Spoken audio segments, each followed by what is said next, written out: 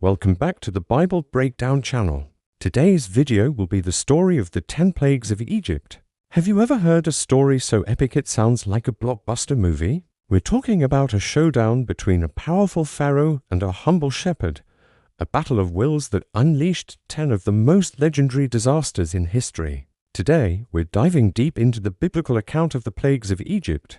So, grab your popcorn, because this is a tale of power, stubbornness, and divine intervention. Our story begins in ancient Egypt, a land of pyramids, sphinxes, and mighty pharaohs. The Israelites, God's chosen people, had been living there for hundreds of years. But they weren't guests, they were slaves, suffering under the cruel hand of the current Pharaoh. Their cries for freedom reached the heavens, and God chose an unlikely hero to deliver them, Moses. Moses, an Israelite raised in the Pharaoh's own palace, had fled Egypt years earlier. Now, God speaks to him from a burning bush that isn't consumed by the flames. A truly mind-bending sight. The command is clear.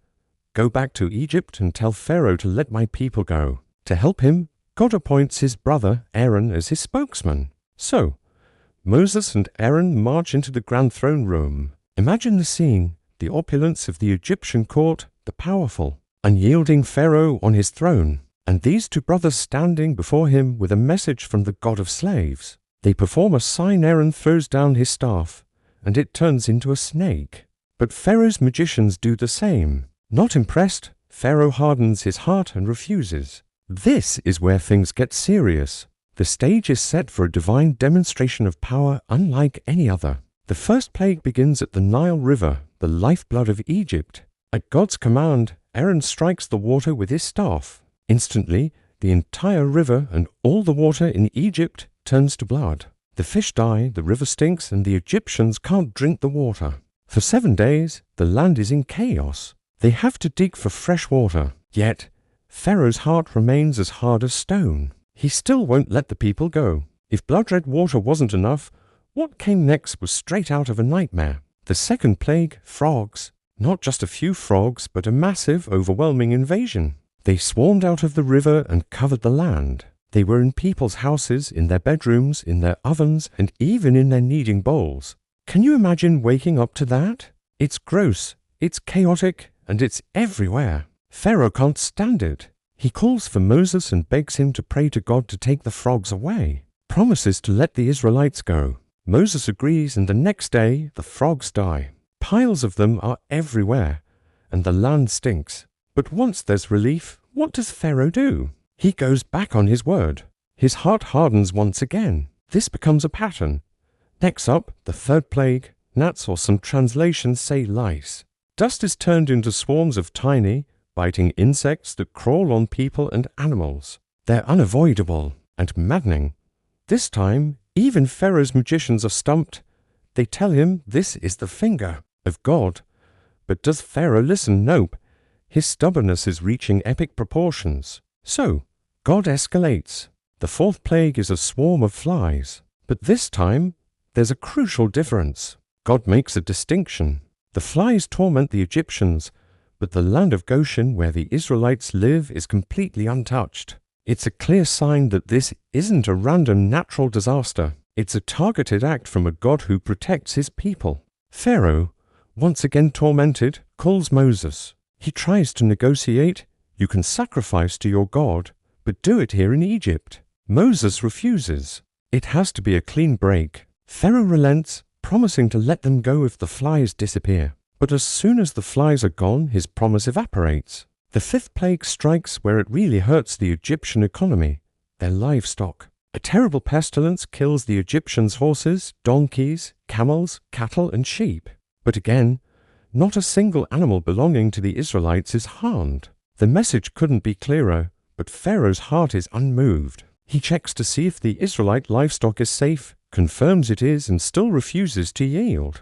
Now, things get personal. The sixth plague is boils. Moses and Aaron take soot from a furnace and toss it into the air before Pharaoh. It becomes a fine dust that settles on the people and animals of Egypt, causing festering boils to break out on their skin. It's a painful, disgusting affliction. Even the magicians, who have been trying to stand against Moses, are covered in boils and can't even face him. The suffering is immense, but Pharaoh's defiance only grows stronger. The seventh plague is a storm of biblical proportions. God warns Pharaoh of a hailstorm unlike any seen before in Egypt. Thunder, lightning, and massive hailstones rain down from the sky mixed with fire. It destroys crops, shatters trees, and kills anyone or any animal left out in the open. The only safe place is the land of Goshen, which is miraculously spared. The devastation is terrifying. A humbled Pharaoh summons Moses and Aaron, admitting, "I have sinned this time. The Lord is in the right, and I and my people are in the wrong." He begs for the storm to stop, promising to let them go.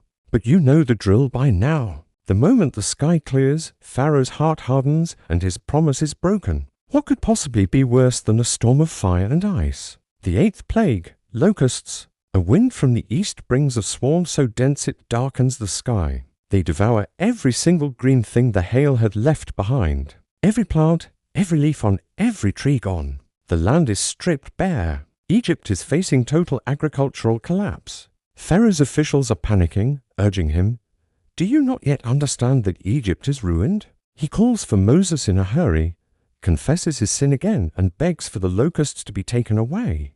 A strong west wind blows them into the Red Sea, and once again relief brings defiance. Pharaoh refuses.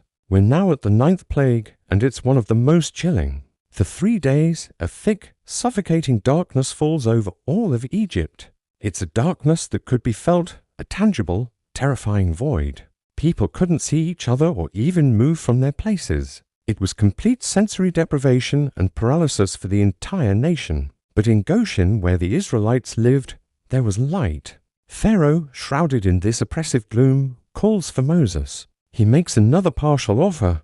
"Go, serve the Lord, but leave your flocks and herds behind." Moses is firm. Not a hoof should be left behind, he declares. This infuriates Pharaoh, who screams at Moses, "Get away from me! Make sure you do not see my face again, for on the day you see my face, you will die." Moses' reply is ominous. "You have spoken well.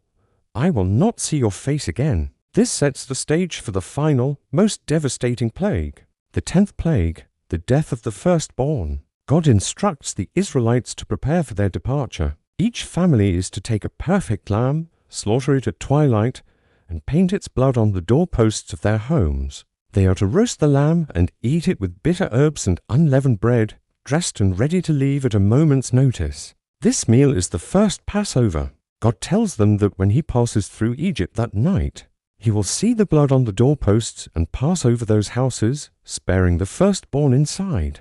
But in every Egyptian home, from the palace of Pharaoh to the dungeon of the prisoner, where there is no blood, the firstborn son will die. At midnight, it happens. A great cry rises up throughout Egypt, for there is not a house where someone is not dead. This includes Pharaoh's own son and heir. The grief and terror are absolute. This is the blow that finally shatters Pharaoh's resistance. He summons Moses and Aaron in the middle of the night and says, "Up, go out from among my people, both you and the people of Israel. Go, serve the Lord as you have said. Take your flocks and your herds and be gone." The Egyptians, desperate for them to leave, load them up with silver and gold, just to get them out of their land. After 430 years of bondage, the Israelites are finally free. Led by a pillar of cloud by day and a pillar of fire by night, they begin their journey to the promised land. The story of the 10 plagues is a powerful reminder of a God who hears the cries of the oppressed and acts to set them free. It's a dramatic saga of defiance and deliverance that has echoed through the ages. Thank you so much for joining me on this incredible journey through history. If you enjoyed this story, don't forget to hit that like button, subscribe, and ring the bell so you don't miss our next video. See you next time.